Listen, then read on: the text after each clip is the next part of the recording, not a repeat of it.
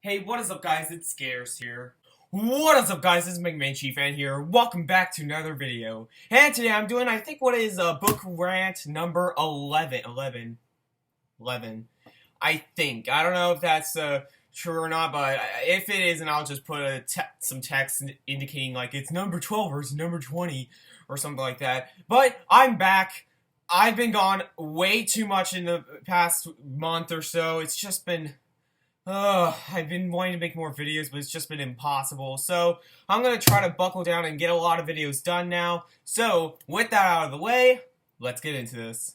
Okay, so I have 1, 2, 3, 4, 5 books to review.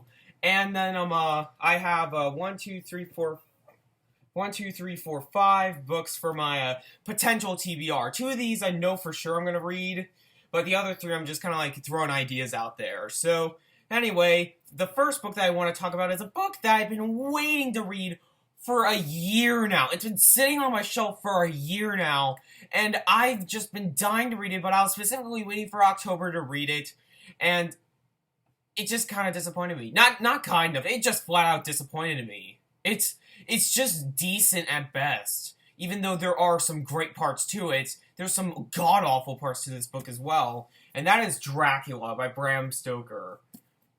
All my opinions on this book are very strange. But it all comes down to just me thinking this book is just decent at best.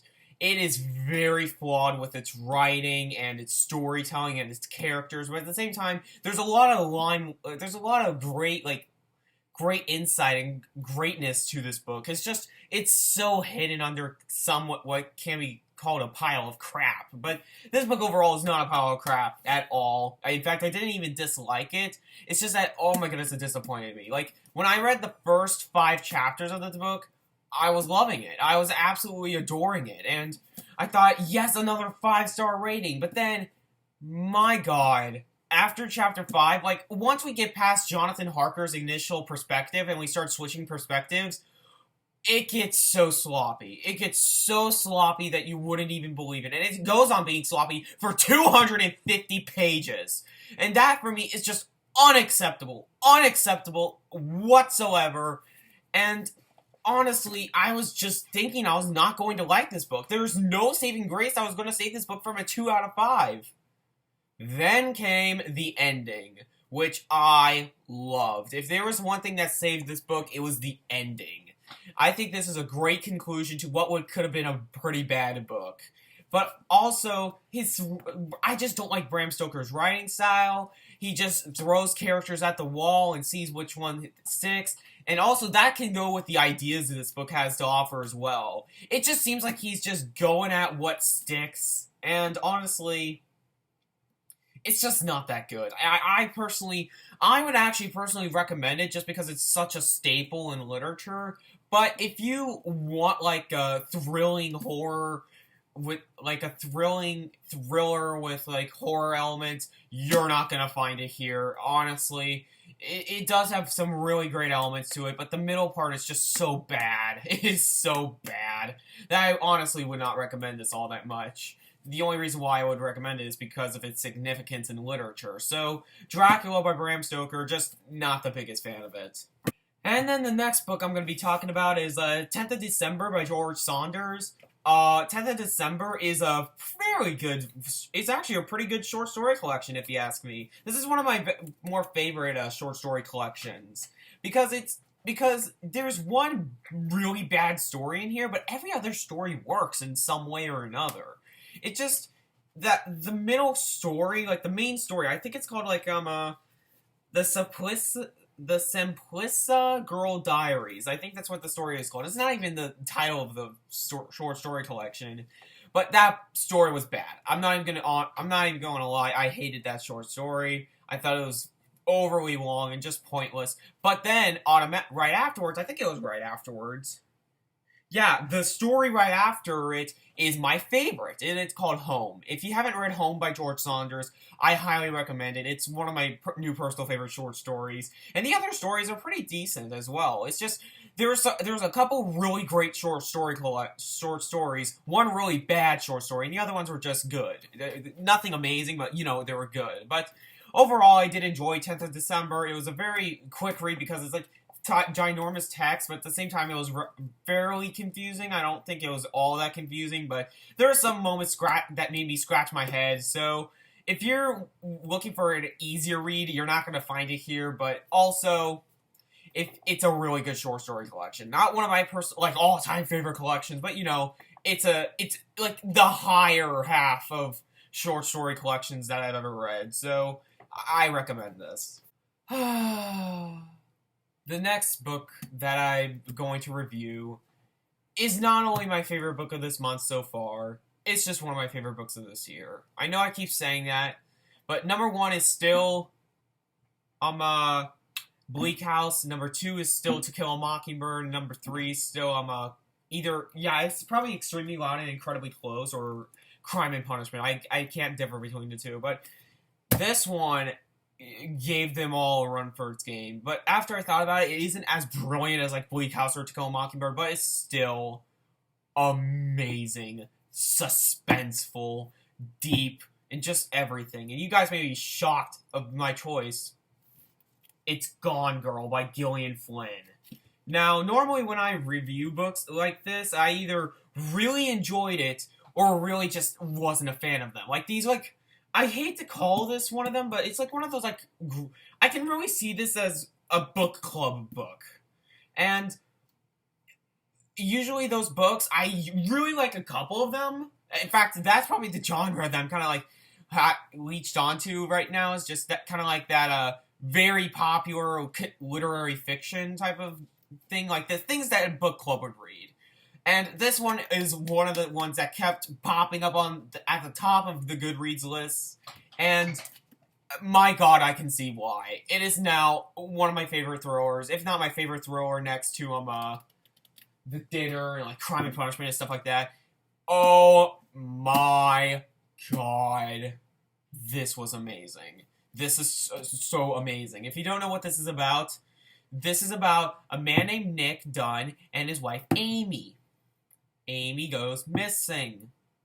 Then stuff happens. I can't say anything else about this book without going into major spoiler territory, because there's just part of me that just wants to spoil it, but at the same time, I cannot just spat out this book's brilliance in a couple sentences. You gotta read this for yourself.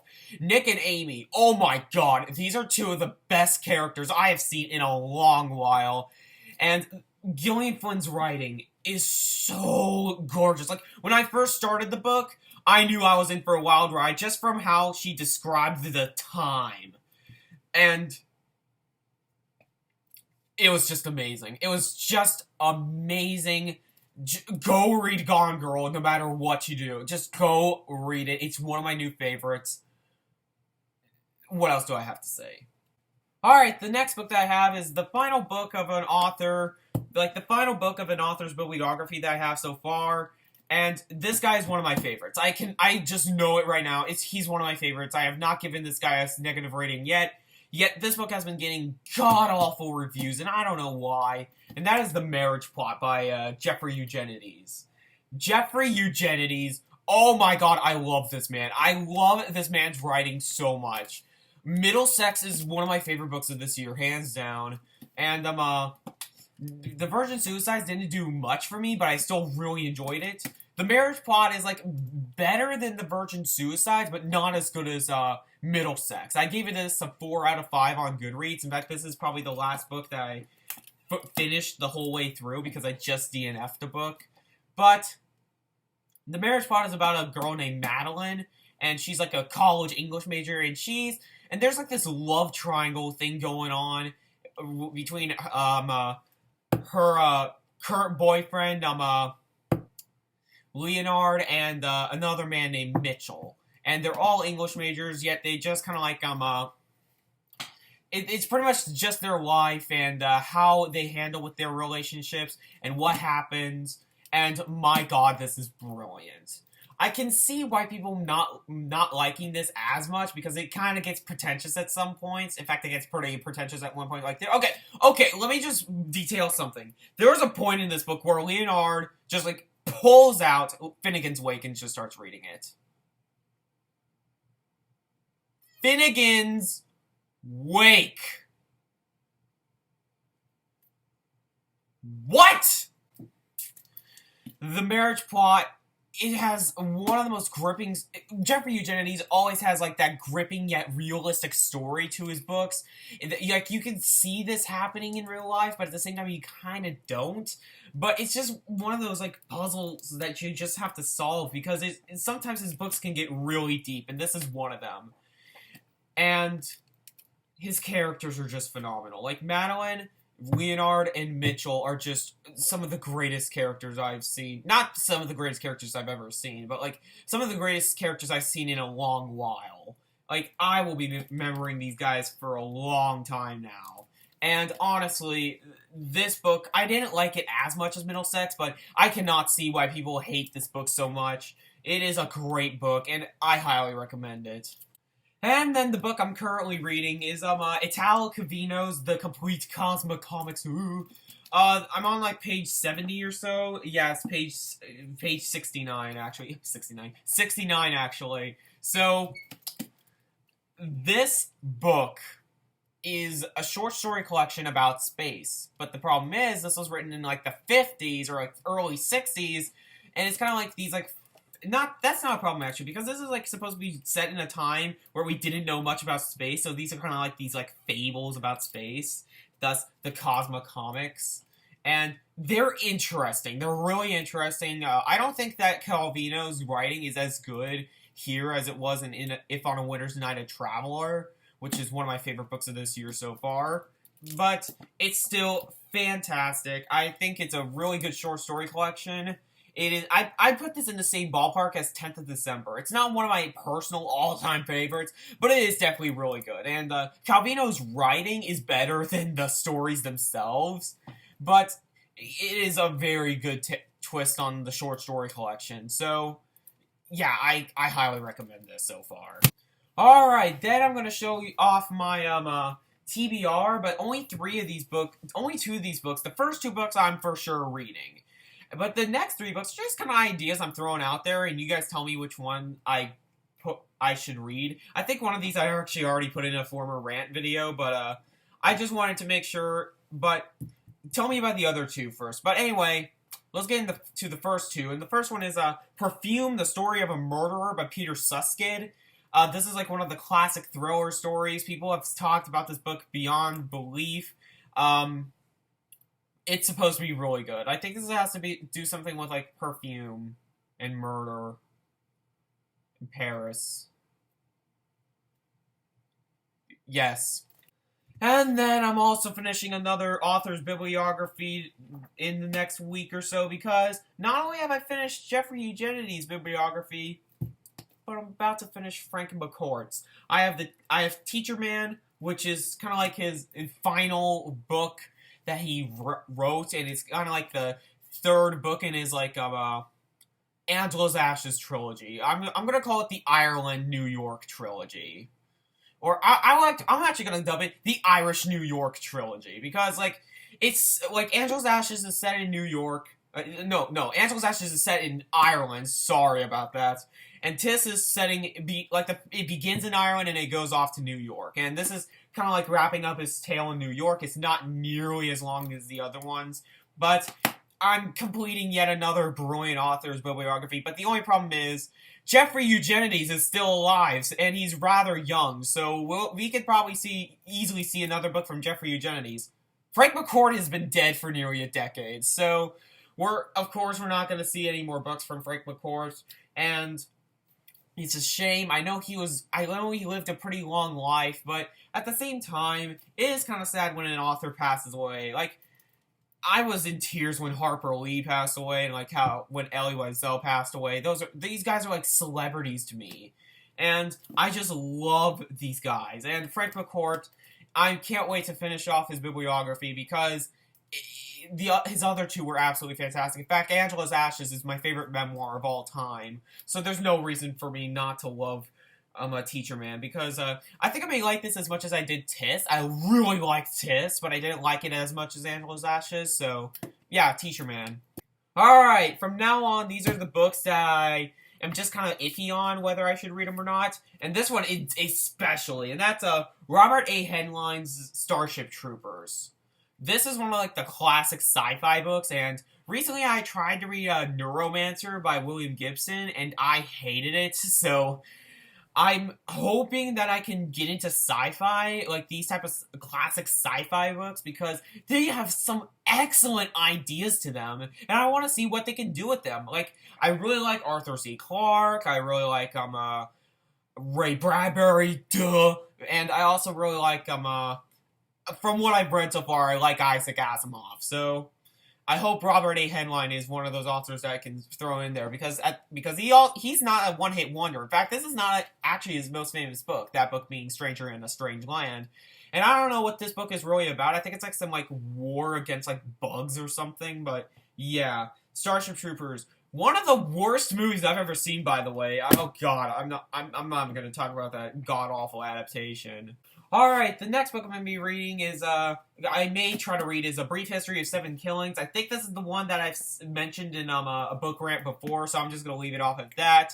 But if you don't know what this is, I'm going to talk about it a little bit more.